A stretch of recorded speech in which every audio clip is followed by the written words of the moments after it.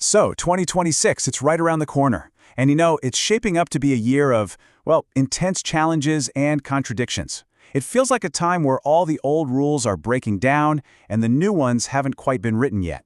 It kind of feels like we're all sailing straight into a perfect storm of change. And that idea of a storm-tossed journey, it actually gives us a great guide for thinking about the year.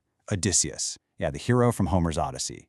The classicist Daniel Mendelsohn has this great line where he calls him the perfect hero for our storm-tossed times. And it makes so much sense, right? His whole story is this epic, brutal journey home, facing down monsters, and just total uncertainty. It's a really powerful metaphor for where the world is headed in 2026, a path that's going to be defined by some really tough choices and, some huge consequences. So, what are the monsters we're going to face on our own Odyssey? So what exactly are these storms brewing on the horizon? Well, in this explainer, we're going to navigate through three of the biggest ones. First up, a real crisis in democracy. Then we'll look at the double-edged sword of technology. And finally, we'll dive into a massive shift in the global economic order. All right, let's get into it. Okay, first up, the state of democracy. We're talking about these deep, partisan divides that are testing democratic systems to their absolute limits.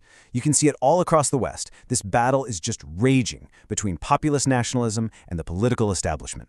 And in 2026, it feels like it's hitting a real fever pitch. And you really don't have to look any further than the United States to see this in action. In July, the country is set to mark its 250th birthday, its semi-quincentennial. Now, you'd think this would be a moment of unity, right? But instead, the celebration itself has become a symbol, a perfect snapshot of just how politically fractured the nation really is. And this slide just lays out that split so perfectly. I mean, look at this. On one side, you've got the official America 250 Commission. This was created by Congress, and the whole idea was to be bipartisan. On the other side, President Trump's Task Force 250, created by executive order to push a very, very specific version of American history. You've got two commissions, two totally different stories for one birthday. It's pretty tough. And look, this isn't just about throwing a party. It goes way deeper. As George Orwell famously wrote, "Whoever controls the past controls the future."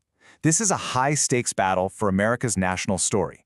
Each side is trying to shape the country's identity for generations to come.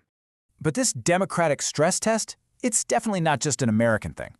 If you look across Europe, a very similar battle is playing out. You have these populist parties challenging the political firewalls that have for a long time kept them from getting any real power. And this table here, it really shows you the key flashpoints. Take Germany, for instance. The AfD is polling so strongly in state elections that it could actually breach the Braunmauer, that's the firewall, for the first time ever. Then you've got